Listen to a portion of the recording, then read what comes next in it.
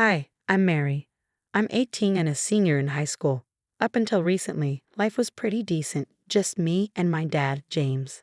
Ever since my mom passed a few years back, he's been my rock, and I've been his. He's always encouraged my dreams of becoming a journalist, one who takes down corruption and fights for the truth. But then Jennifer showed up. Dad met her at some work event, and suddenly, everything shifted. She's divorced with a son named Andrew, who's 16 and about as charming as a wet sock. At first, I tried to be cool about it. Dad deserved to be happy. But something about Jennifer got under my skin. She was always cozying up to Dad, laughing at his every joke, giving me these fake, sugary smiles that never reached her eyes. "Mary, sweetie," she'd say, "you don't mind if I rearrange the living room, right?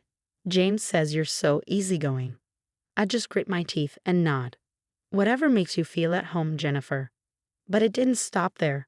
Before I knew it, Dad was talking about marriage. "Don't you think this is moving a little fast, Dad?"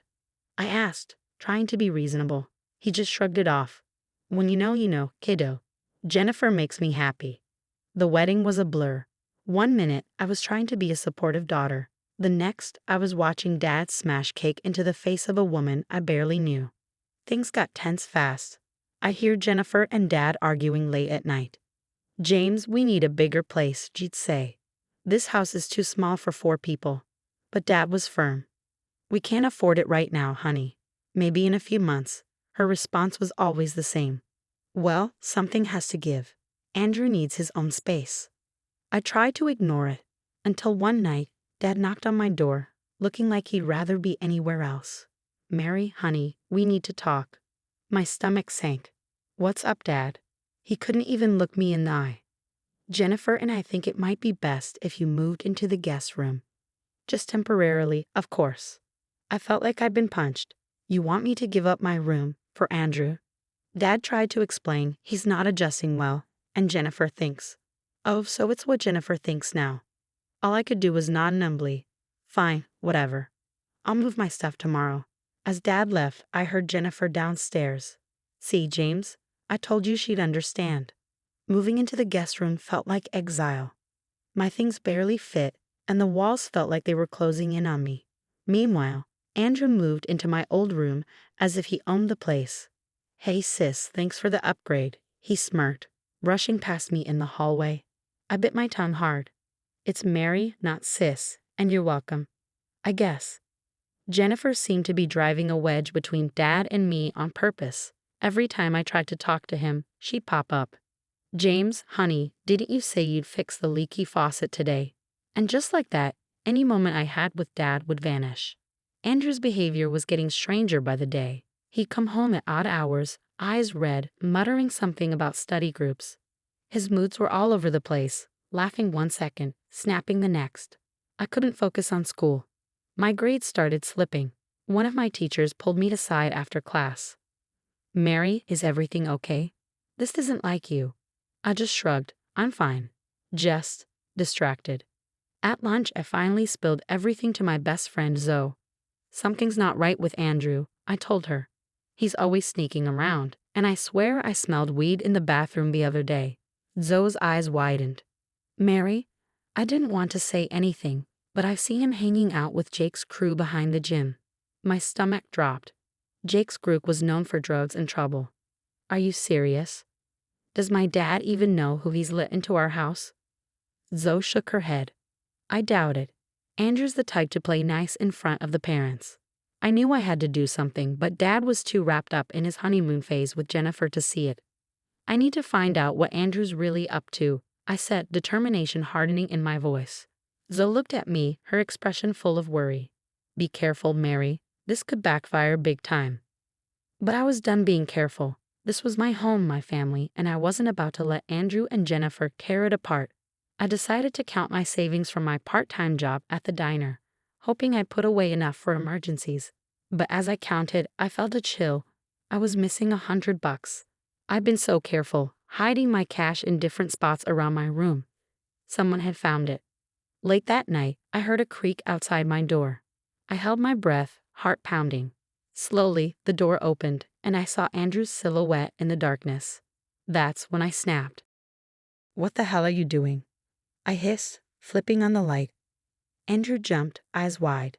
I was just looking for more money to steal, I accused, stepping closer.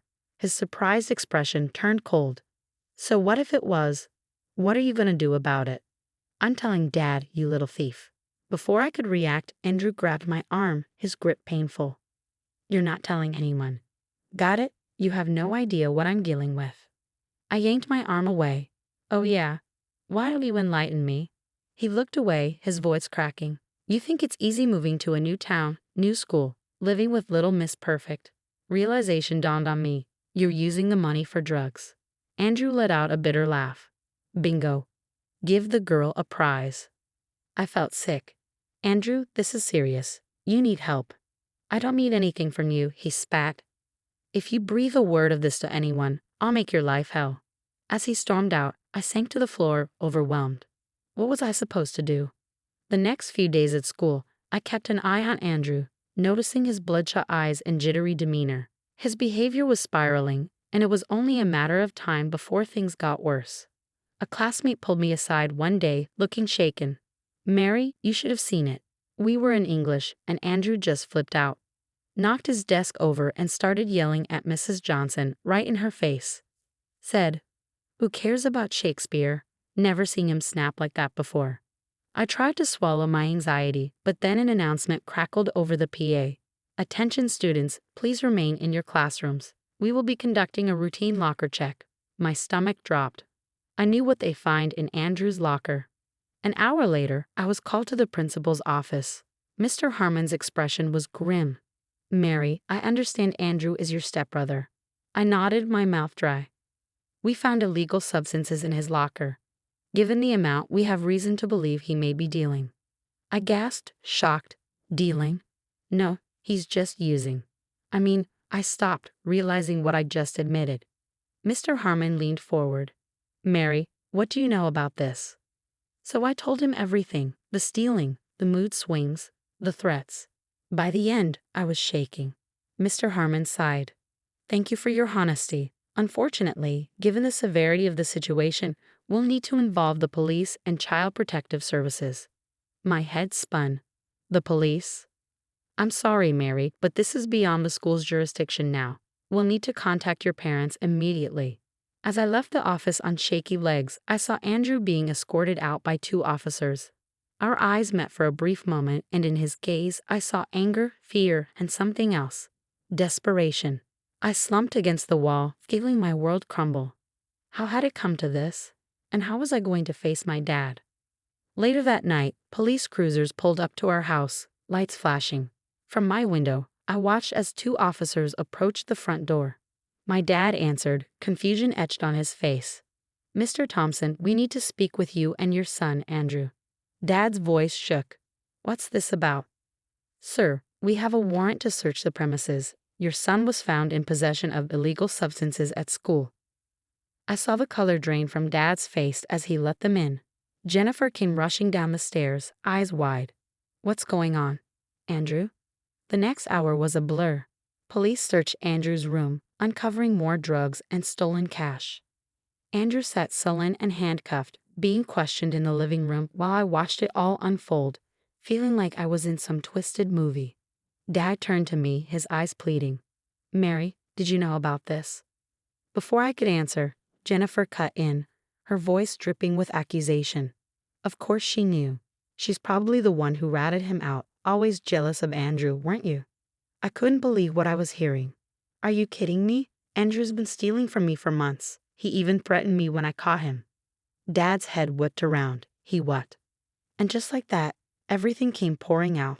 The theft, the threats, and the way Jennifer had been treating me. Dad listened, his face growing darker with each revelation. Why did he tell me? He asked, his voice breaking. Would you have believed me? I shot back. You've been so wrapped up in your new family, you didn't even notice what was happening. Jennifer screeched. This is ridiculous, James. Are you really going to let her talk to me like that after everything we've done for her? But something had shifted in Dad's eyes. He looked at Jennifer as though seeing her for the first time. What you've done for her, he asked quietly. You've made her feel unwelcome in her own home, pushed her out of her room, undermined our relationship, and ignored the fact that your son was spiraling out of control. Jennifer's face contorted with rage. How dare you? This is all her fault. If she hadn't been such a little. Enough, Dad roared. I had never heard him yell like that before. He turned to the officers. I think you have what you need. Please take Andrew into custody. As they led Andrew out, he shot me a glare. Hope you're happy now, sis. Jennifer grabbed her purse, her expression twisted with anger. If you're choosing her over us, we're done. Don't bother calling. And with that, she stormed out. Just like that, they were gone, leaving the house in silence. The weight of everything that had happened settled over us like a heavy blanket. Dad and I stood there, neither of us knowing what to say. Finally, he spoke, his voice thick with emotion. Mary, I'm so sorry. I've been a terrible father. I wanted to stay angry to make him feel the hurt and neglect I had felt. But seeing him so broken, I couldn't do it. You really have, Dad. He nodded, tears in his eyes. I know, I got so caught up in trying to create this perfect new family that I forgot about the amazing one I already had. Can you ever forgive me? I took a deep breath. It's going to take time, Dad. A lot of time. We talked for hours that night, really talked for the first time in months. We spoke about Mom, our fears, and how we drifted apart. By the end, we were both emotionally drained. I said slowly, I think I need some space to process everything. Dad looked pained but nodded. I understand. What do you want to do? Can I stay with Aunt Sarah for a while? Just to finish out senior year. Of course, sweetheart. Whatever you need. The next few months were a whirlwind. Moving in with Aunt Sarah, focusing on school, and slowly rebuilding my relationship with Dad. He started therapy, working through his grief over Mom and his guilt over what had happened with Jennifer and Andrew. And slowly, Dad and I began to mend. It wasn't perfect, and things weren't the same as before, but he was trying. He visited regularly, always respecting my boundaries, showing me he was committed to making things right. I knew we still had a long way to go, but we were on the right path. The story of Mary, her father, and their fractured family has come to an end. Now I have a question for you. If you were in Mary's shoes, would you have forgiven your father? Or do you think some betrayals are too deep to truly move past? Share your thoughts in the comments below.